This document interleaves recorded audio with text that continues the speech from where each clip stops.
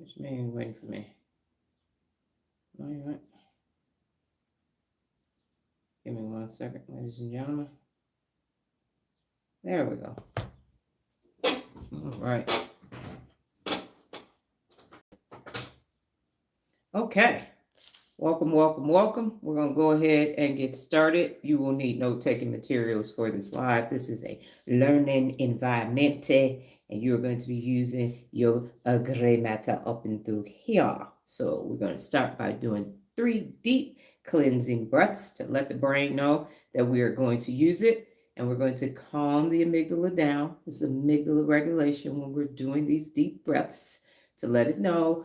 We might be changing some things. It's okay. It's not a threat. Dr. Donna's not a saber-toothed tiger. She's not going to cause any harm. Don't start none, won't be none.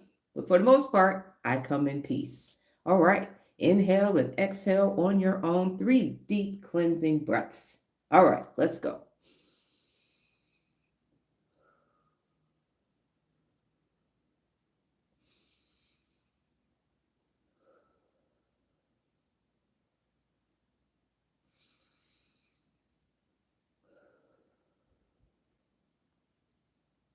I am Dr. Donna Louise Thomas-Rodgers, daughter of Leslie Darnell Thomas, granddaughter of Arthur Jethro Evelyn II, and great-granddaughter of Levi Thomas. Welcome to your morning mental workout. Today's topic is Go for the Gold.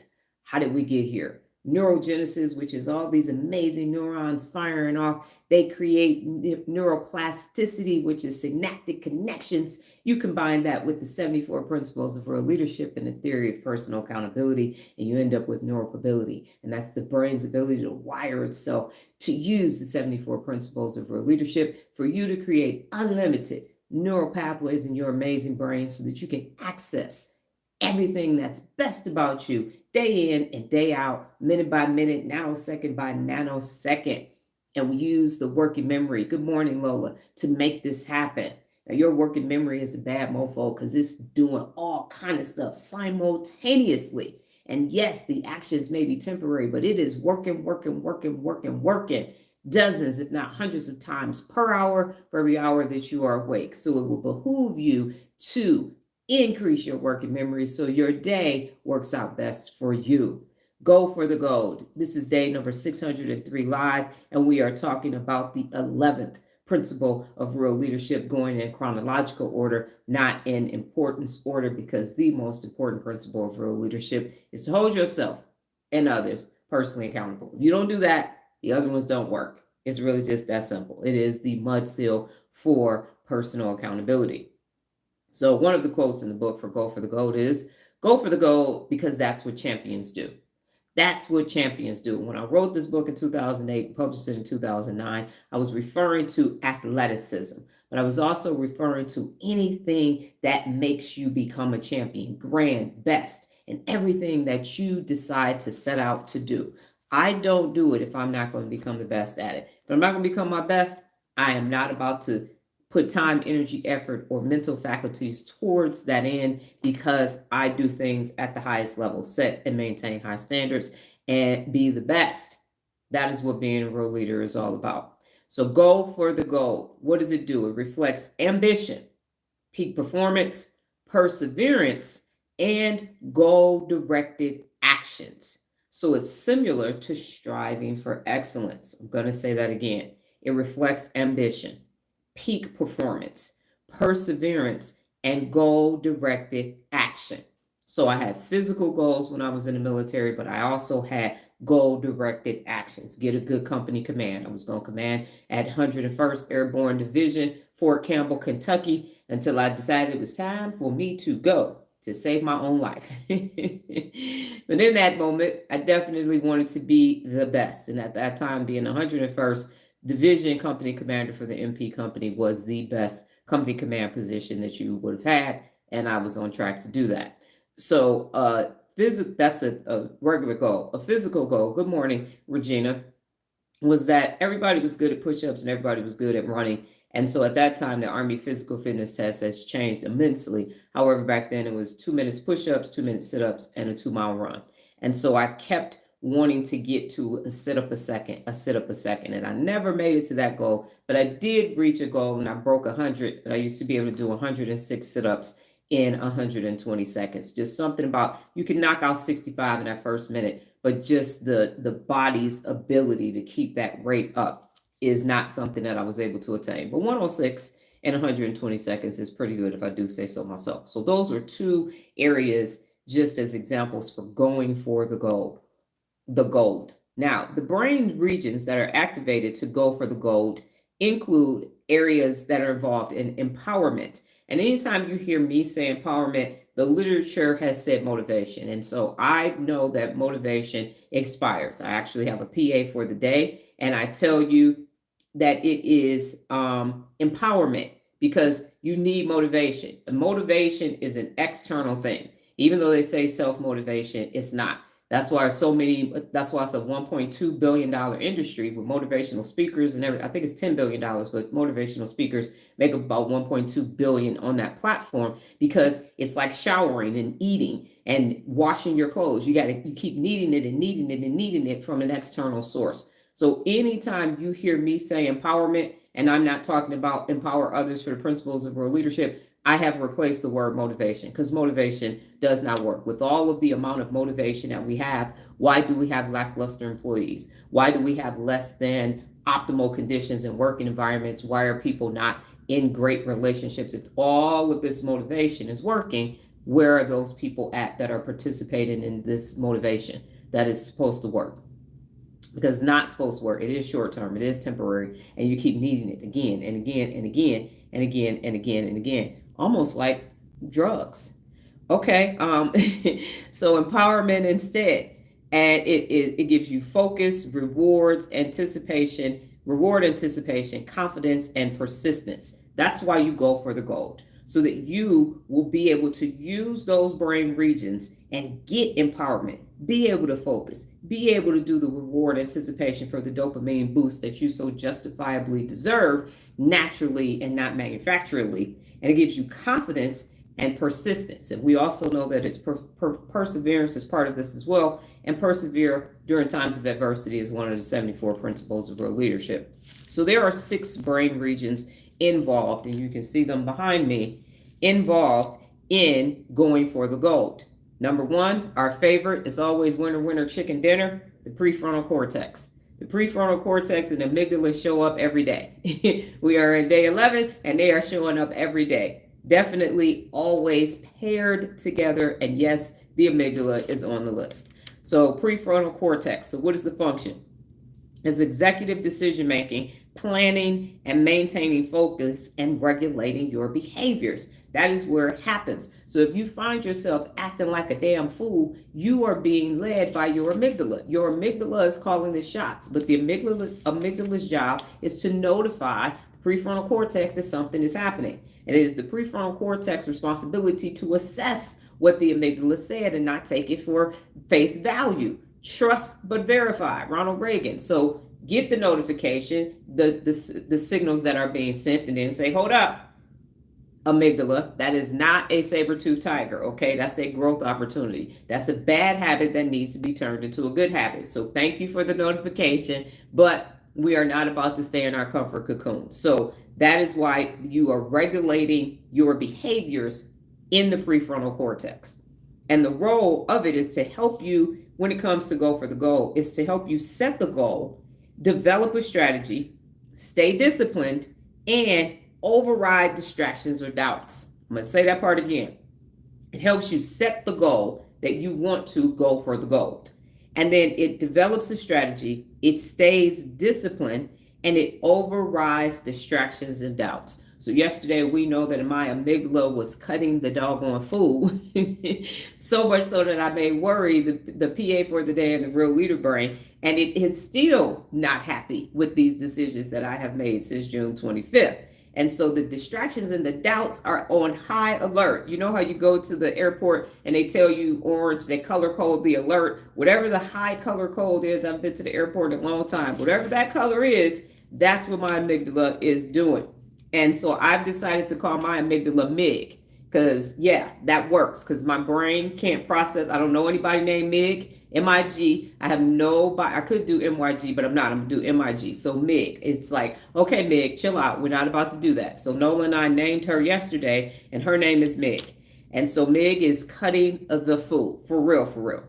All right. So it is the prefrontal cortex. That's number one. Number two on the list is the ACC, the anterior cingulate cortex, and its function in regards to going for the gold is error monitoring, attention control, and also emotional regulation. So the prefrontal cortex is regulating behavior, the ACC is regulating the emotions, and so they are responsible so that you're not all up in arms while you're trying to go for the goal. Now, the role in the ACC is that it keeps you aware of your progress. It adjusts actions, it handles setbacks, and it maintains your empowerment. It keeps you aware of progress. It adjusts actions, and it handles setbacks, and it maintains empowerment. So one of the reasons why I track how many days I have been going live is because this has been an amazing journey filled with all wonderful things. No. And so because it's in your daily and I'm focused on personal accountability on the daily basis, I count the days so that I can say, see, look, yesterday might have been difficult, but it was day number 602. 5 days ago might have been difficult, but it was day 597. Whatever that is, by me tracking the progress and me saying, okay, I reviewed all of the 74 principles of real leadership. I told you about them, and now I'm showing you about them. It helps me to say we are going in a positive trajectory, and I am one day closer to more adults learning how to use their brain and becoming personally accountable. And so regardless of setbacks, regardless of, oh, this feels like, man, nobody's responding on anything right now. That's just a setback. That's a minor inconvenience. It's a character building moment in time, and I just keep it moving. And so that's what happens because the main thing is the main thing, and the goal is still the goal. Number 3 is the ventral striatum and the nucleus accumbens. The ventral striatum and the nucleus accumbens, and they are your reward circuit. That's where the dopamine is released, where the happy place is. And so the function of those two together is to the anticipation of the reward and the pleasure received from that empowerment. So that is what their function is. And the role is to fuel the excitement and drive to win. That excitement and that drive to win. We're going to get these 6.8 billion adults on track, focused, using their brain. It's going to eliminate all this nonsense that we experience currently on the day-to-day basis. And this makes the pursuit itself rewarding. So me telling myself, you know what? Today is a good day. One more person, one more person, one more person, one more person. When they were looking for the Titanic and it took them 14 years to find it, the captain of the ship every day was telling them, today's the day to find it. Today's the day to find it. Today's the day to find it. And then at one point it became true and they found it. It took 14 years, but he still said it every single day so that everybody would say, yeah, you know what? Today is a good day to find it. Today is a good day to find it. And it worked. Number 4 is the amygdala. Everybody say yay to the amygdala. And I thought about this morning because I've been up, thank you, perimenopause, since 2:21. I love it when I wake up before my alarm. Okay. And so the amygdala is getting a bad rap. And here's why. The amygdala was overused for thousands of years. And everybody's like, hey, threat, threat, threat, threat. And so now there is a neural pathway hardwired to the amygdala for negativity bias. And so I'm going to have some empathy for the amygdala as I work to train mine to stop behaving in a negative capacity. Because the amygdala was like, hey, man, I was just trying to do my thing. And then y'all kept asking for more and more and more. We've all been on the receiving end of that, potentially, where you just came to do one thing. And the next thing you know, you just overwhelmed and inundated with every fucking thing from everybody else. So it becomes a problem. And now you just naturally do it because you forgot what your own role was. And so if you think about it, the amygdala was just supposed to tell us there's a threat. And now it's the emotion center. And now it's got all this other stuff that it's concerning itself with, when it's just supposed to tell you problem, big monster over there. And that's it. And now people are using the little bitty tiny almond shaped amygdala to make decisions about everything that they do all day long. So imagine if you are the amygdala. You just, no, So the amygdala is like, just sit your ass down and stay still. Stop asking me for all of this. So it has put you in a comfort zone because you put it in a terrible situation. It's like, I don't know. I don't, just do that. Leave me alone. Okay. So if you look at it from the amygdala's perspective, have some empathy for it. Retrain it to do what it was naturally here to do. That's why I keep telling you to be comfortable, because that's his job. Just go be comfortable. I don't know if you should marry him or not. Go be comfortable. I don't know if you should quit your job or not. Go be comfortable. Just be comfortable. Just sit down and be comfortable. But now you can change that when you're going for the goal. So it generates emotional energy, and whether that is excitement or controlled fear, to fuel competitive drive. So you want the amygdala excited about going for the goal. A little bit of fear is good because it kind of gets you like, okay, whoo, I don't know. And then you jump right in. But too much fear is going to stop you, and you're going to sit back in your comfort cocoon and not be able to accomplish the damn thing.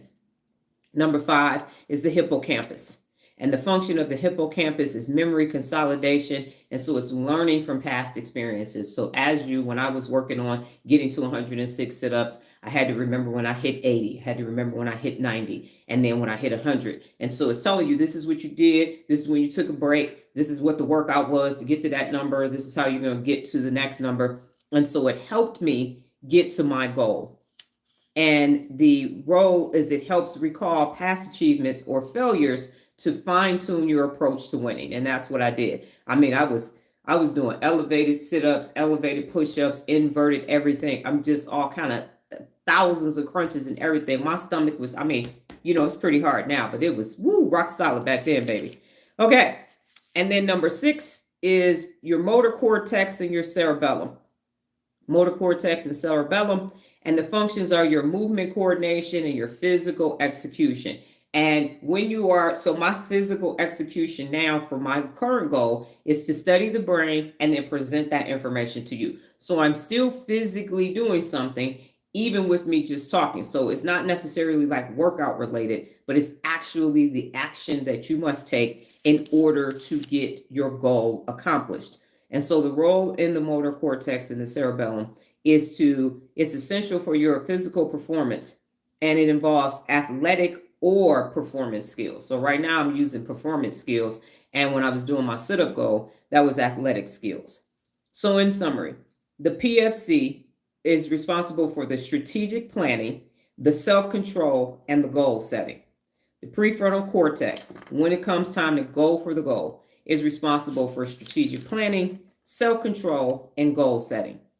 Now, number 2, the ACC. It is responsible for attention regulation and performance monitoring. So it makes sure that you're paying attention to what you need to pay attention to on a daily basis and get that done. And it's also monitoring your performance. Ensuring, did you do your sit-ups today? Did you study the brain today? Did you do a live today? Those are examples. Number 3 is the amygdala. And that is the emotional drive and boost that you need for your competitive edge. And now if you're competing for, like I always say, competition is either you versus you or you versus someone else doing the exact same thing. So if you're doing the exact same thing, you're getting ready to go run a race, you're getting ready to go swim, you're getting ready to be in a pie eating contest, a chili cook-off, whatever it is, that's when you start talking about competitive edge, when you are doing the exact same thing. If you are not, then your competitive edge is you today versus you yesterday. That's where it comes from. It's always you versus you, unless you all are doing the exact same thing. Number 4 is the hippocampus, and you're learning from experience, and then you're adapting your strategies. And so as I mentioned before, this time last year, I was doing the yes and no challenges, one of the 30-day challenges, and realized that had a 90% failure rate. And so now we have replaced that with the PA challenge. So I'm learning from that experience and I'm updating it because the goal is still a goal. Teach adults how to use their brain so that they can become bad mofos too.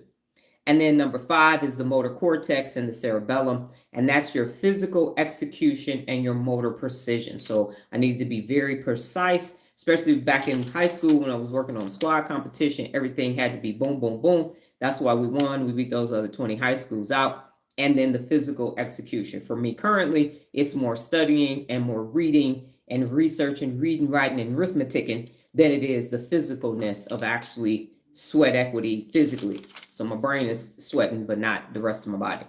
Okay, so what questions do you have about the brain regions that are involved in going for the gold? And if it's clear as a bell, just type clear or NQ, no questions, and we will keep it moving forward.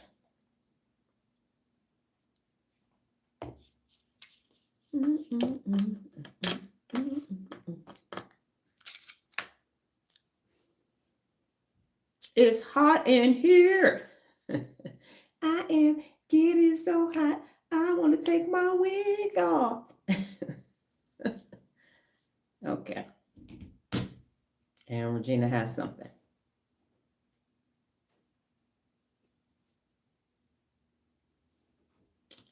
Okay. So the ventrostriatum and nucleus accumbens. So it is VENTRAL, striatum,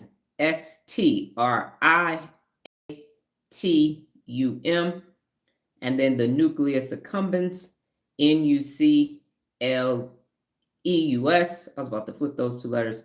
Accumbens, ACCUMBENS. And that is the reward circuit. And its function is to the anticipation of reward. And it is the pleasure empowerment. So you're anticipating that I'm going to win this. And so then there's this pleasure and your empowerment for it. And it starts to give you some dopamine. So what it does, the role it has is to fuel the excitement and drive to win, making the pursuit itself rewarding. And so me working on the goal of getting to the maximum amount of sit-ups that I could do, that those two together gave me the dopamine that I needed to do those very strenuous workouts, or even today to be able to wake up at 3 o'clock in the morning and start studying the brain and thinking about it and studying neuroscience. So that's where that empowerment comes from, is because it's the journey of it, not so much when I cross the finish line and get to the goal, but to literally the day in and day out. And that's why people quit goals, because they don't actually have, number one, a strategy, my pleasure, don't have a strategy, and they aren't accessing the ventrostriatum and the nucleus accumbens. And so there isn't this daily release of dopamine naturally. And so they're just waiting on the goal, the gold it is. And that's it. And as a result of that, that's how you lose momentum. So that's why you have to daily, at the end of your day, celebrate your wins, tell yourself good job, be in gratitude, because it is a journey. It is a long time. When you start college, you're 4 years out from getting that degree. So you need something day in and day out to keep you motivated, not motivated, empowered to get to the end of the line. There are a lot of people who start and they never finish for a myriad of reasons, but sometimes money isn't even part of it. It's the empowerment. It's like, man, fuck college. College ain't shit. Anybody got time for all that? So it takes a lot to get to the end of that 120, 125, 29, 130 credits to get that first degree. So you need that daily dopamine. When I was in college, as I mentioned, I had to go to ROTC PT 5 days a week. And so nobody wants to get up at 5 o'clock in the morning in college and go run outside in the fucking cold and the ice and the snow. And it's not like, yes, and I'm going to be all I can be out here, and then go to class and then study. That's not something that you want to do. You're not waking up thinking you're Rocky running up the steps about to fight Apollo or Creed. No, you got people yelling out the door, shut the fuck up, because you're singing cadence, shut up, shut up. So they didn't look at us and go, ooh, look at those future Army officers over there protecting and defending the world. No. So you need something else to get you through, to and through. All right. Now we're talking about 7 brain-based activities that are grounded in neuroscience to strengthen those brain regions. 7 of these bad boys. All right. Number 1, mental rehearsal / visualization. And that activates the prefrontal cortex, the motor cortex, and the reward circuit. Now you should start to see themes because we are on day 11 of this. And this mental rehearsal that's taking place is for you. Now, most often, the only time you actually hear about this mental rehearsal is when you are talking about athletes at the highest level, champions, world champions, gold medalists, and all of that. But you don't really hear about people not focused on a Lombardi or a Heisman or Balentikov or what you get for the World Cup, a Stanley Cup, and all of those other things. You don't really hear it in day-to-day life. You don't hear the teacher saying, I was visualizing myself going into class and all the students were behaving. Everybody was doing what they were supposed to do. And it was an amazing experience. You don't hear that. You don't hear the oil change people. So I visualized every car coming in. We were able to change everybody's oil. We were able to get those air filters in. That doesn't happen. People don't do it. And so as a result, you can't see yourself succeeding. You can't see yourself going for the goal. So you actually need to do that. And so you vividly imagine successfully achieving your goal, whether it's winning, performing, or achieving a big goal. You actually visualize it. And so you combine your visual imagery with the emotional intensity to prime your brain's reward motor system. So you're not just saying, there are 6.8 billion people holding themselves personally accountable, and they're all using their brains. I see that. That shit ain't gonna work.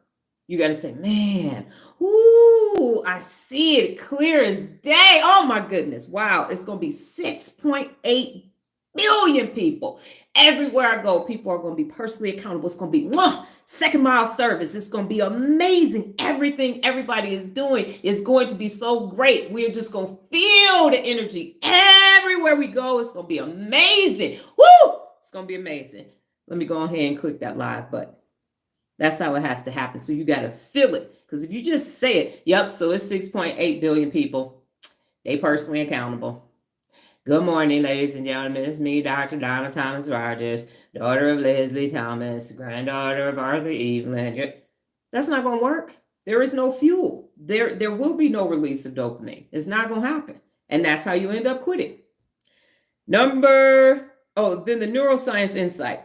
It activates similar circuits as real performance. And so it builds the neural pathway for confidence and execution because the brain doesn't know that it's not happening. So you keep telling it it's happening, and the neural pathways are saying, shit, it's 6.8 billion people. Get over there. Come on, get over there. We got to send stuff, send circuits, send information. That's how it takes place. So you have to see it before you see it. So use that concept, because if you can't see it, you're not going to be able to believe it, and you're not going to be able to do it, especially if it's a long goal that's going to take time to get there. Number 2 is dopamine boosting micro wins. Dopamine boosting micro wins. And so this engages the nucleus accumbens. And so what you do is you break your goal into milestones and celebrate small wins. Every day that I get off of live, every day I do that real leader brain, every day that I post something about the brain, that's a small win for me, and I'm going to celebrate that. And so what it does is it triggers dopamine release for empowerment and momentum. So I get a little bit more dopamine every time I do this. I get a little bit more dopamine, and that's enough to get me to the next day. A little bit more dopamine gets me to the next day. A little bit more dopamine gets me to the next idea, gets me through these wonderful, amazing neuroscience modules. And so example is checking off tasks, setting mini deadlines, and then positive reinforcement. This works. This is working. Here's a mini deadline. I prepared my live. I got it. What am I getting ready to do for the rest of the day? Let me do some more research. Let me use a word in this way as I observe people. Let me see if I can determine what behavior, what region of the brain they're using. All of that is part of me keeping myself empowered to do this work that doesn't exist, that I'm definitely creating it day in and day out. Number 3 is focused attention training. And this strengthens the PFC and the ACC. So focused attention training. And so what you're going to do is practice sustained attention activities like mindfulness and meditation, deep breathing, and concentration drills. If you are not breathing, if you haven't downloaded a meditation app, or if you are not doing yoga, something where you are in sync with your core and your brain, you are not doing everything that you need to do for your brain. You got to quiet the mind. If you do not quiet and center the mind, the amygdala is going to pop off and go back to doing what it's doing. Okay, your amygdala needs to be in a 12 step so it can stop that old behavior and start doing that new behavior. So stop being negative and start being positive. And that's going to happen when you start doing things to regulate it. The more structured and more strategies you have for your day, the calmer the amygdala is and the calmer the amygdala remains. And so this builds your neural networks for focus and distraction resistance. And we know that one of the 74 principles of real leadership is to eliminate distractions. And in order to do that, you got to have a strategy and you have to do exercises that keep you focused. We know that the average attention span for adults now is 8 to 15 seconds because of short format videos. So you're going to have to do a lot to override that. And you have 86 billion neurons, so it ain't no thing but a chicken wing for you to get it done. Okay, so the neuroscience insights for this is that it enhances the executive function and it improves emotional regulation under pressure. So the reason why you are always keeping yourself calm is that when pressure shows up, so in our case last week, when we had that desk in that wall unit that had no pre-drill holes, the manual was mislabeled, the manual that we needed, we didn't have, and they were doing their move 2 days later, and they had already had a tasker, and that didn't go well. So all that pressure would have took the average person out and been like, yeah, no, fuck this. We're not doing this. But have no fear because real leadership is here, and the desk and the wall unit look amazing. And when we went back on Thursday, he had already had stuff on it and was using the desk. So that's always great. Okay. And so number 4 is emotional regulation exercises. And this is for the amygdala and the PFC to integrate. So the amygdala and the PFC need to be like peanut butter and jelly, salt and pepper, ham and eggs. They have to work together because if they are fighting, ain't nothing gonna get done. If you're trying to handle conflict when it occurs, because that's one of the 74 principles of real leadership, the conflict between the amygdala and the prefrontal cortex is either going to make or break your day, your week, your month, your year, your life. They got to get along, okay? Co-parenting, if you will. They can't afford to not get along. You can't afford for them not to get along. So what happens is you use cognitive reframing or stress inoculation to manage your performance anxiety. So you're using reframing. Remember, I talked about this and I said Steve Jobs called it reality distortion. So you're going to reframe what is taking place. And what happens is this keeps your emotional boost optimal for a competitive drive without overwhelming fear. Now, Nola, I know you want to know what stress inoculation is, so I'm glad you asked. And here's what it is. Again, my first time hearing this term is it is a type of cognitive behavior therapy, CBT. And I got opinions on that. We're going to move on. And it helps people develop coping skills to manage stress and anxiety. That's what it is. So you're going to use cognitive reframing or stress inoculation. And those are coping skills for you to manage your anxiety. Now, the one thing that I will say, and an example of this is positive self-talk, exposure to controlled stress, or relaxation techniques. And so that's why I'm saying do the meditation, do the yoga, do the mindfulness so you can keep yourself calm, and then don't do anything without a strategy because amygdala regulation keeps the stress down, doesn't release cortisol to the frontal lobe so you don't have brain fog and you can stay clear. What I will say about these different therapies and these things that you do, they're only addressing one area. And that's where I take issue with it. Because the brain is a complete whole organ and it has so many synaptic connections and circuitry going simultaneously that you actually have to do things for the entire brain. And here's a great example that I'm about to give you. So imagine if you went to the gym and your whole body needs to be worked out, but you want a six pack. And so every day that you go to the gym, you just work on abs and you leave. You don't do arms, you don't do chest, you don't do lats and all this. You don't do quads, you don't do glutes, you don't do calves, you don't do any cardio or anything else. All you do is have a six pack. And now you go to the doctor to get your wellness annual physical and you got high blood pressure, you got diabetes, you got gout and everything else, but you have a six pack. That's why that doesn't work. So you're like, no, but my stomach, look, my core is strong as hell. It's like, yeah, but look at everything else. Everything else is on the inside and the outside. So when you only work on that one thing, the rest of everything else is weakened because all the energy and everything is going to that. So it needs to be a total brain workout. You have to work on everything because that will strengthen the one thing that you want to be strong as well. So that's my whole thing. When you just focus on, I'm just going to focus on my ADHD. I'm just going to focus on my ADD. I'm just going to focus on my depression. And then the brain, the rest of the brain, the working memory and everything else is atrophying while you just focus on this one thing.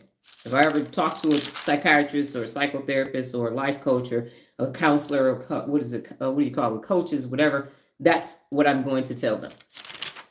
But you can use it because you want to focus on it, but that can't be the only thing that you focus on because you're going to have all abs and nothing else. Number 5, and let me know if that was clear or if that made things muddier. Number 5 is a growth mindset reflection. Grow continually is one of the 74 principles of real leadership, and growth happens in the hippocampus learning circuits. So that is where it is taking place. And in order for you to do the growth mindset reflection, what it does is it reflects on challenges as learning opportunities to rewire your brain for resilience and persistence. It allows you to reflect on these challenges as learning opportunities to rewire your brain for resilience and persistence. If after a failure or a setback, if you do not sit down and say, what worked, what didn't work, and what do I need to improve, you are never going to get your gold. It's never going to happen if you don't do an after action review. If you don't learn from your mistakes, you're going to repeat them again. If you say, fuck it, this is why I went left, that means I'm not supposed to do it, then you're never going to have it. And don't blame anybody else because you didn't do your due diligence to understand what went wrong, why, and how you can improve. But the reason this happens is because people make decisions in their amygdala, which are emotional decisions. They develop a dumbass plan, it goes left, and then they start doing credit and blame. Well, I did my part. These motherfuckers didn't do their part. But you made the plan in the wrong part of your brain. And that's why I went left. So you got to make all strategies in the prefrontal cortex. That's number 1. And then they need to be smart. And then you need to make adjustments to the strategy. But if you had a dumbass plan, let's say you were very, very excited when you made the plan. And now you start executing the plan and it starts going left. And now you're sad. Guess what you're not going to do? Use that plan because you made the plan when you were emotional and you were excited when you made the plan. And now you're sad. So that the plan don't look as exciting as it was when you were excited. But when you are objective, be objective is one of the 74 principles of real leadership, and you make the plan in the prefrontal cortex and you get a little flustered, prefrontal cortex is going to say, I don't give a fuck about none of that shit. You better do your sit-ups today. You better get your ass on that live. The main thing is the main thing. Fuck, we care about how you feel. Feel your feelings, lick your wounds, and get your ass back up because the goal didn't change. That's how, if you ever found yourself, well, I had a plan. No, you didn't. You were emotionalizing and you had a dumbass plan instead of a sound strategy. That's part of the reason why it didn't work. So what happens is when you are in the hippocampus and you use the prefrontal cortex to create your sound strategy and it kind of goes left, your brain will adapt and be empowered after setbacks because now you know what doesn't work. I know that the yes and no challenge doesn't work, and I know that the PA challenge does work. And so now I can say, oh no, you just need to be in a 30-day PA challenge. That's how you get this party started. Get the synaptic connections going. The neurons need to start firing off and start connecting so you can start to get yourself ready to be able to hold yourself personally accountable. All right, number 6 is physical conditioning with motor cognitive integration.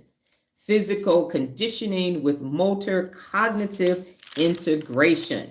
All right, so what you do is you combine physical training with cognitive drills. So for example, if you're doing sports-specific drills, in my case, it was the sit-ups or with decision making. I decided to go back to school and start studying neuroscience. I'm reading brain books and textbooks and looking at neuroscientists and neurologists and all of that because that is the conditioning for me to be able to get to my goal.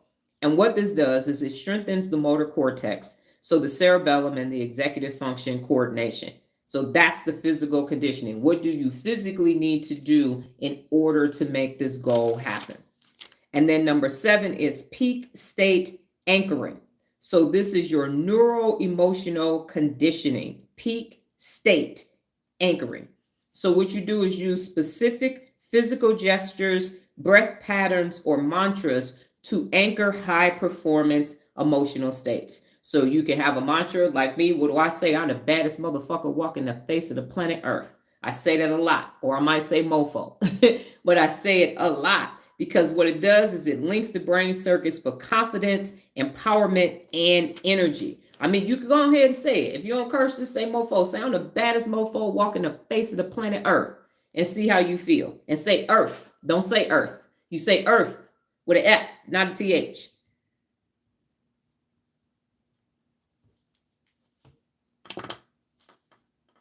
It feels different. I'm the baddest mofo walking the face of the planet Earth. Say it loud. I'm a bad mofo and I'm proud. Yes. You say it enough and you're going to start doing it. The brain going to say, get your bad mofo ass up. Wake up. Wake up. Let's go do this now. Didn't you say you was the baddest? That's why I at least said I'm the greatest. And everybody else said it too. Say it enough, you will become it. Okay, so here's an example routine for going for the gold, and it's basically a brain circuit. So what you do for 5 minutes is you will visualize and have your emotion boost. And so you will do the prefrontal cortex, the reward system, and the amygdala. And you're going to do that process for 5 minutes. Next, you do focused breath work for 3 minutes.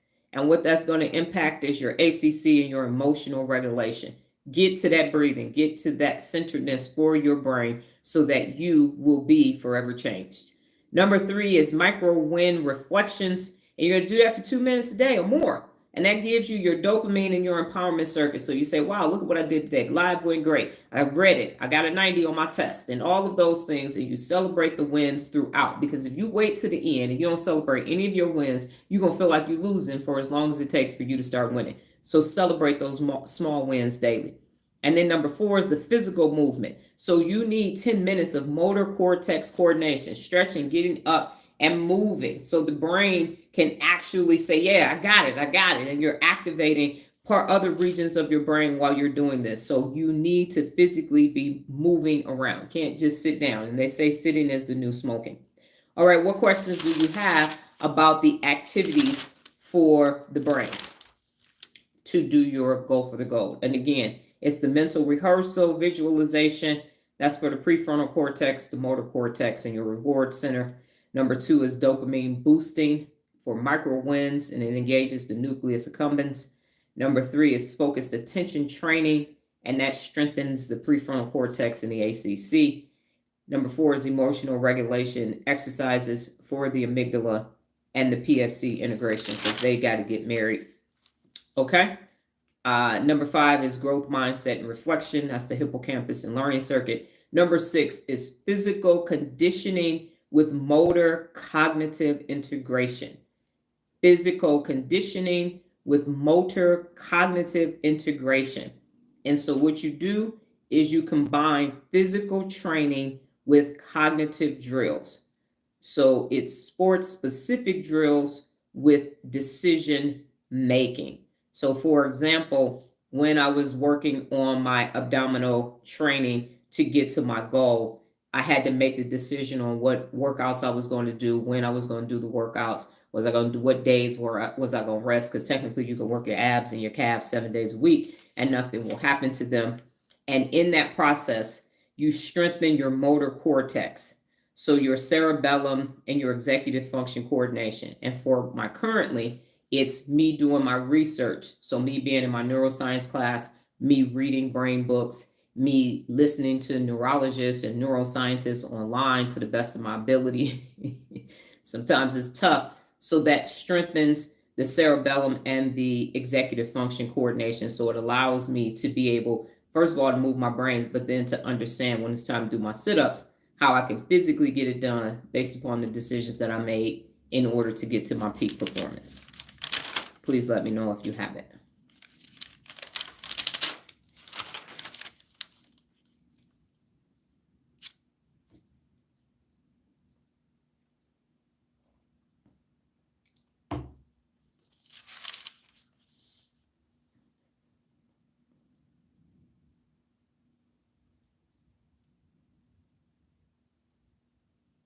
My pleasure. Okay. And so here are the brain benefits to going for the goal. Because why would you do something if there was not a brain benefit associated with it? So these brain-based benefits means actively pursuing high-level goals striving for excellence, and pushing your limits. And it's all backed by neuroscience. So I'm going to say that part again, because this is why you go for the gold. And let's be honest, growing up, if you were not the chosen person, no one really paid attention to you. No one backed you. No one said, hey, you can go for the gold too in what you're doing. You don't have to be physically fit and going to the Olympics. This right here, this math right here. And I mean, we celebrate STEAM people now. Back in the 70s and 80s, nobody wasn't like, look at my little mathematician over there with your smart ass over there doing 8th grade math. No, that wasn't celebrated. It wasn't a lot of people at the academic games, state tournaments. Wasn't like, wow, we going to state championship. Look at our t-shirt. Gold Stewart Elementary. Yeah. No, that wasn't happening. So you had to do this on your own. And so I'm saying on your own, it's a high level goal that you can actually go to, and it's striving for excellence and pushing your limits. Nola pushed my limits last week with those 9 chairs in 1 hour. Yes, my limitation was pushed. My toes was rubbing up against my new shoes, and I was like, oh my God, my whole right foot. I can't feel my feet right now. But it is what it is. Take it to the limit. Woo! Okay, that was from Scarface. So that's what we were finding out. So number 1 is an enhanced prefrontal cortex.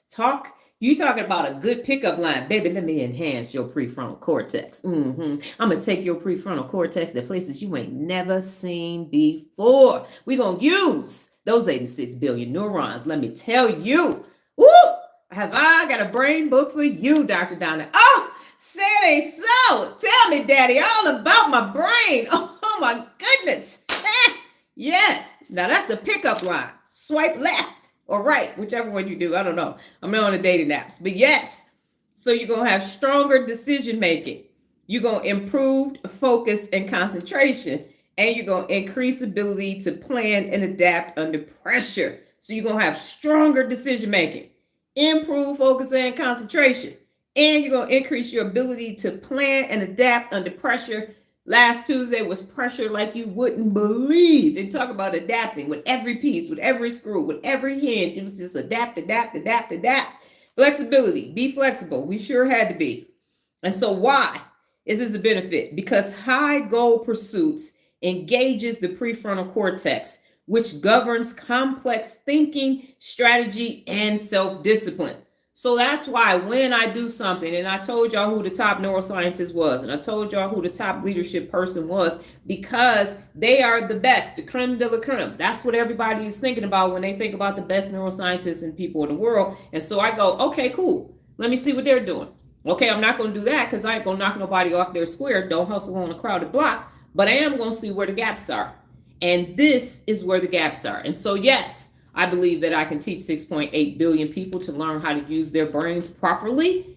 It is possible, even though people have free will. When you get enough momentum going, you just need critical mass, 51%, and then the rest of the people, early adopters, which all of you are, and then the adaptable people will come after.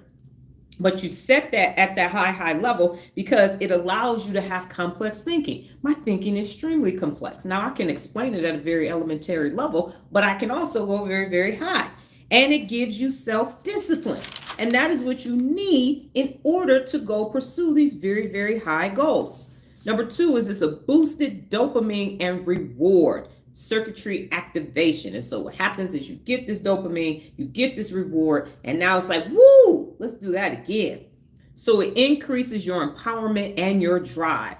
It's a heightened sense of accomplishment, and you become more resilient against setbacks. So because I have had so many gold medals that I have achieved in my life, when I failed the neuroscience test and was at a 33, it stung. The 61 stung less, but then I got a 93. It's like, okay, cool.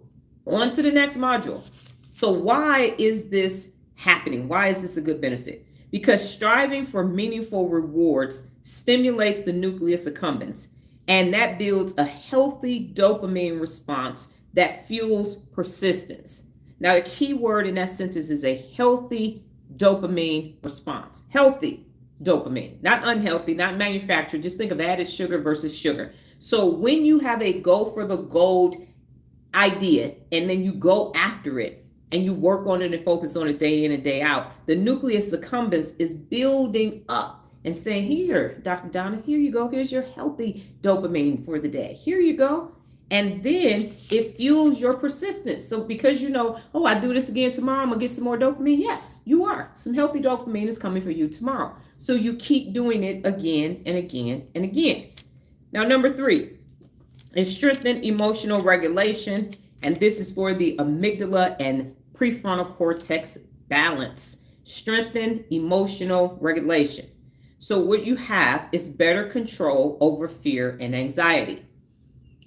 Lola said, I learned that I get to my goals by visualization, then by setting a strategy. Yes, ma'am.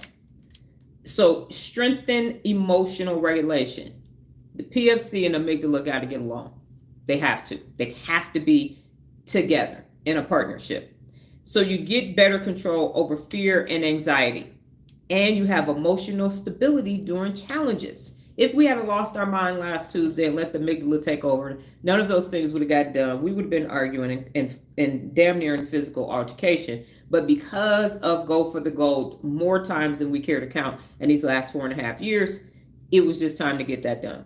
And so it also gives you the ability to channel emotions into performance. So you use that energy from the amygdala to go ahead and get it done instead of going, it sucks, I can't fucking do this every day, we can't get it done, we gotta come back tomorrow. No, that's not what happens. And so why? Because competitiveness or ambitious environments train the brain to manage emotional boost, keeping it optimal for peak output. So because you are in these competitive environments, or this competitive environment that you've given to yourself, you learn how to work under pressure. You learn how to simulate that pressure, and then it allows you to have that optimal performance when you need to have that output. Number 4 is neuroplasticity and cognitive flexibility. Neuroplasticity and cognitive flexibility. We know cognitive flexibility is one of the 3 parts of the executive function of the brain, and that means you're able to adapt to changing situations, and it allows you to focus as well. So because of what it creates is growth of new neural pathways. And we like that because when you're creating a new neural pathway, you're pruning a neural pathway that you're not going to use anymore. And the hippocampus is going to dump everything associated with that because it's use it or lose it. So if you're not using it, hippocampus is like, oh no, we don't need that information no more. It dumps it. And now you're replacing it with new neural pathways and new information. It gives you greater adaptability to change. And it's faster learning from successes and failure. Because you have all of this cognition, because you can process complex situations, now the brain is just operating at a higher level, and it allows you to learn faster, it allows you to fail faster, and it allows you to succeed faster. Why? Because pursuing ambitious goals engages the hippocampus and the prefrontal cortex, enhancing the learning circuits and rewiring the brain for performance. So my brain is naturally wired for performance now because I was doing this for so long, unbeknownst to me that this was what I was doing, but I was just doing it because that's what I do. And now my brain is just wired for learning, and then it rewires itself to make sure that it's at optimal performance. And if I don't need that information anymore, that skill set or whatever, boom, throw it in long-term memory. And if I don't use it enough, then it gets dropped out and I replace it with something that I'm going to keep using. So this higher level of skill sets. Number 5 is improved motor cognitive integration.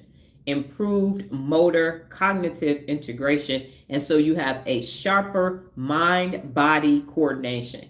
It's sharper automatically because everything is connected. And I go back to that CBT, that cognitive behavior theory, when it's just focused on that one thing, the rest of the brain needs to be doing something too, because it all works together. There are thousands and thousands and thousands of synaptic connections all at the same time, telling your brain to move, telling your body to breathe, telling your blood to go over here, telling your hands to move this and this and this, all happening simultaneously. So the goal is to strengthen the entire brain.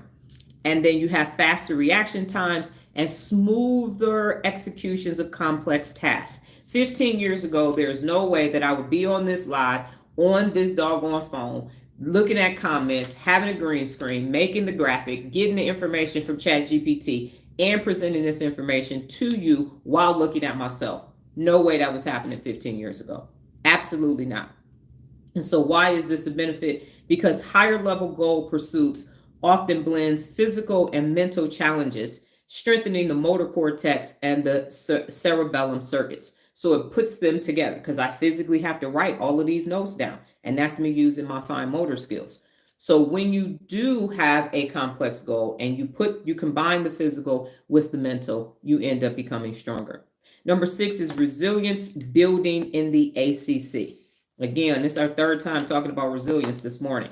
And so it gives you stronger error detection and correction abilities. And then it gives you mental toughness under pressure. Part of the reason why people are not mentally tough. Okay, got it. Part of the reason why people are not mentally tough is because they don't work in pressure situations. As soon as the pressure shows up, the amygdala says that's an unsafe environment, get the fuck out of there. And that's why they're stuck in their comfort cocoon. Because when it came time to actually put something together that didn't have pre-drill holes and the manual didn't match and the pieces didn't match and there was things missing, they said, yeah, I'm out. I'm not doing this, over and over and over and over and over again, to the point where now the amygdala sees this as a threat and tells the prefrontal cortex, we can't do this. We don't have the ability to do this. And so it also enhances your self-monitoring.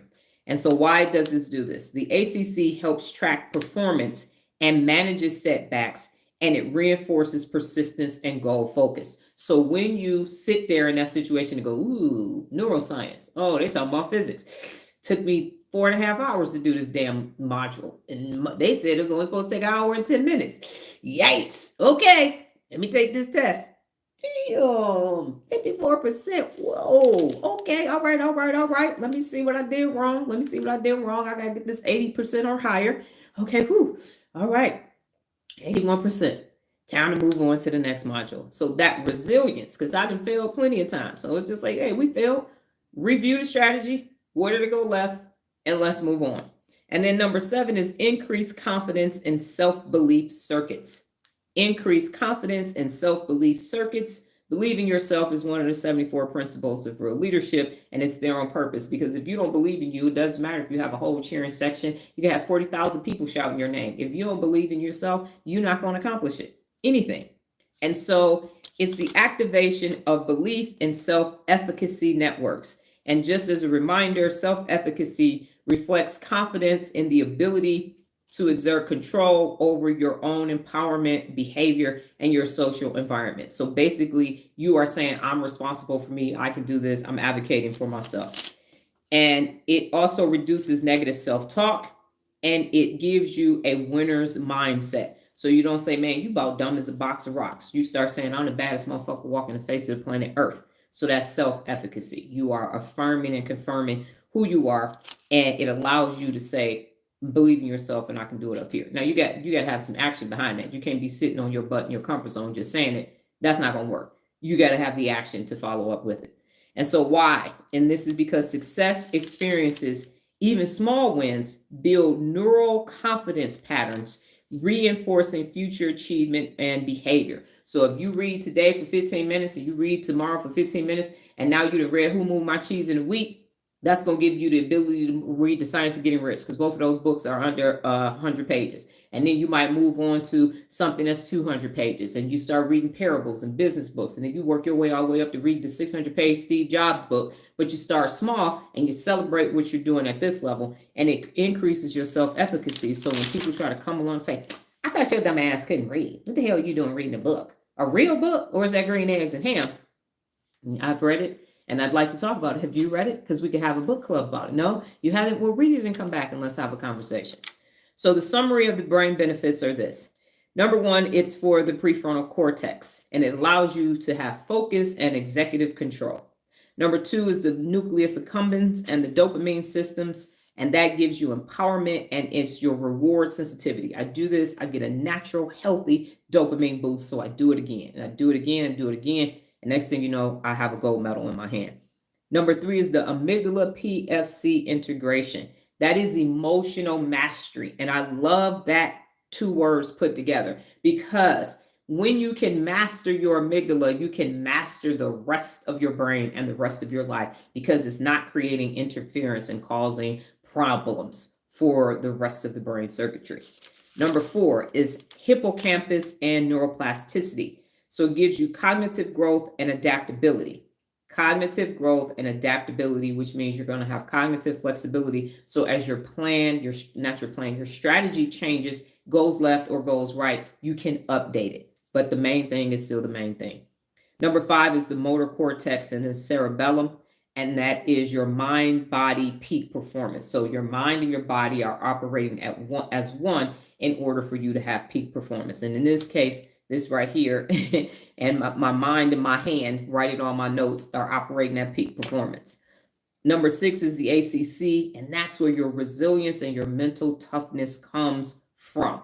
That is where it comes from, your anterior cingulate cortex. I'm like, no, that's not correct. Okay, and then number 7, and finally, is your frontal lobe's reward circuits. And that's where your confidence and your belief comes from. Your self-efficacy for yourself comes from there. And when you start to believe in yourself and have more self-confidence, the less people you need around you affirming and confirming who you are. You can walk around and know that you are the baddest mofo walking the face of the planet Earth, and you don't need 17 other people texting you, calling you, saying it online and everything else. You just know that it's true. So what questions do you have for me for the 7 brain benefits?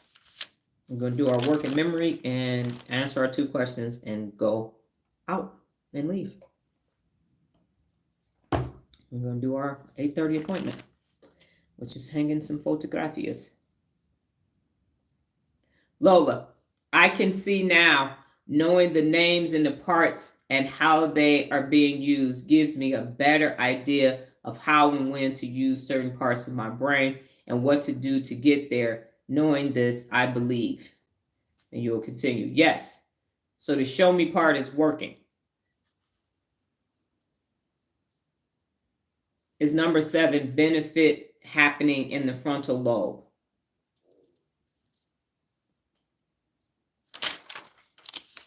Yes. Because remember, that's where your personality resides. Oh, I thought it was mounting pictures. I thought you said we were mounting pictures. No, I'll look back on the back of the sheet. Don't yell at me. I thought that's what we said it was. I thought it was a mirror carousel thing and mounting pictures for what's her name? And Kevin said it's clear. Yeah, so that's where your personality resides. And today's Real Leader Brain and PA for today is inorganic. And I talk about that in those. Okay. So we are doing working memory. And working memory is we have today and tomorrow, and then I'll switch over. The mirror is the second appointment. Yes, ma'am. So today and tomorrow, we'll be doing a new working memory on Tuesday. And I don't know what that is yet, or I would tell you. So I give you 4 numbers. You add the number 3. That's what I'm okay. You add the number 3 to each individual number, and then you type in that number, your answer backwards. I give you the number, and you add 3 to each individual number. Then you type in the answer in reverse order. Okay, so today's number is 1620 1620 1620.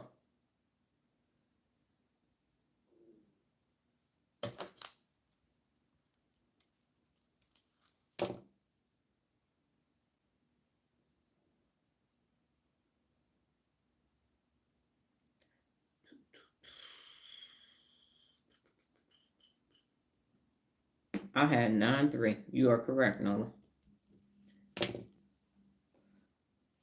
That's the second day I did that.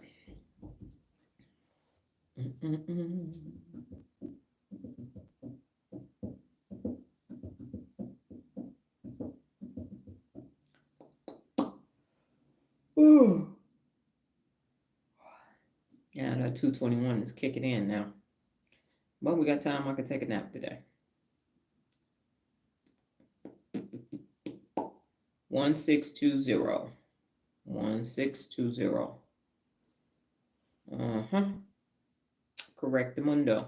So then for those of you who have typed your answers in, and I do have a third question today, and Lola kind of said her answer already without even knowing it, but it is Now make a decision. I understand what parts of the brain I'm using.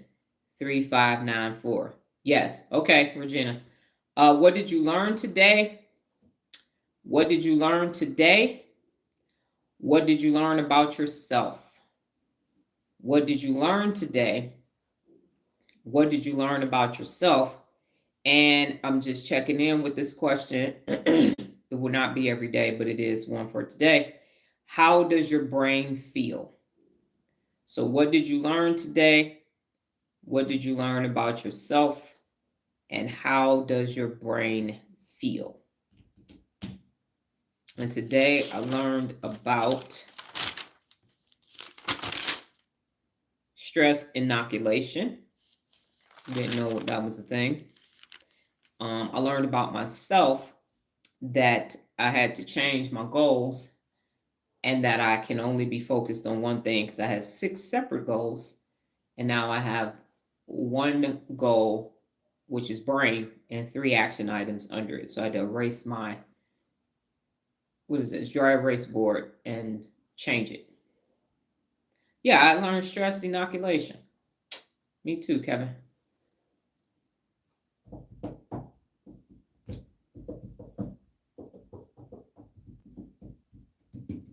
So what did you learn today? What did you learn about yourself?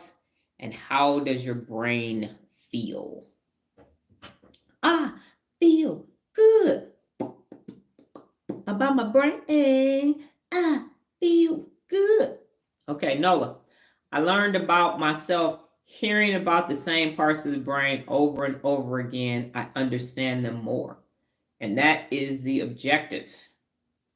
Myself, I have to try meditation app. Yes, sir. Yes, you do. Because it will keep you centered. For sure. That's why I stretch every day. Child's pose is always amazing. And then I'm in my meditation challenge. And the Bible app, I have a little deep breathing thing that you do too. And they have it for beginners. Mindfulness too. You could listen to, water trickling. It's all kind of things you could do. So experiment. Find out what works best for you.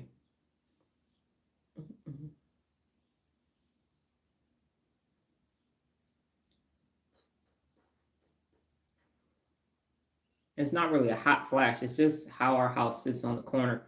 The sun is up. And it is shining. You can't really see because the green screen.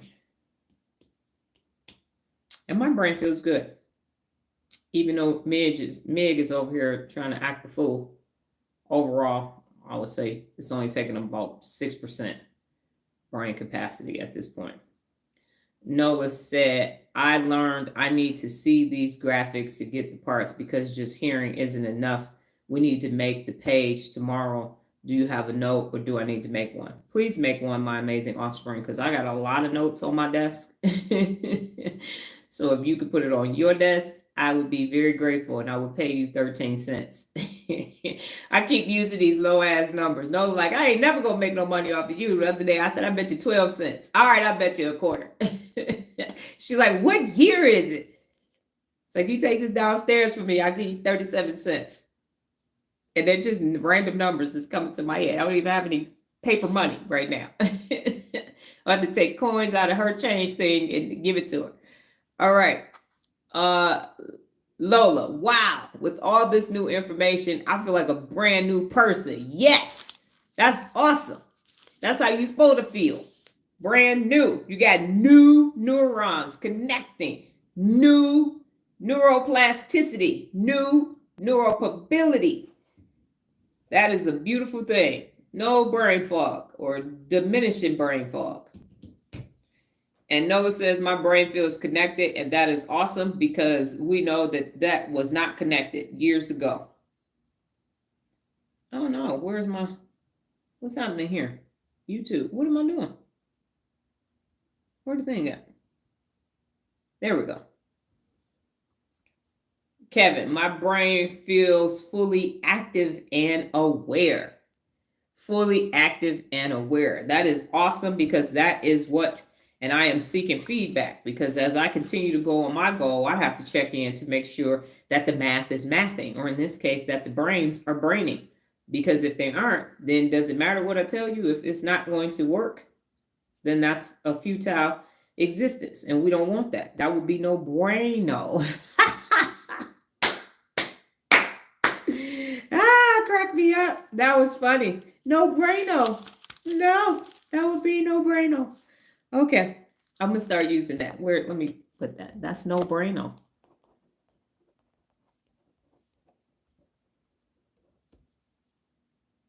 Okay.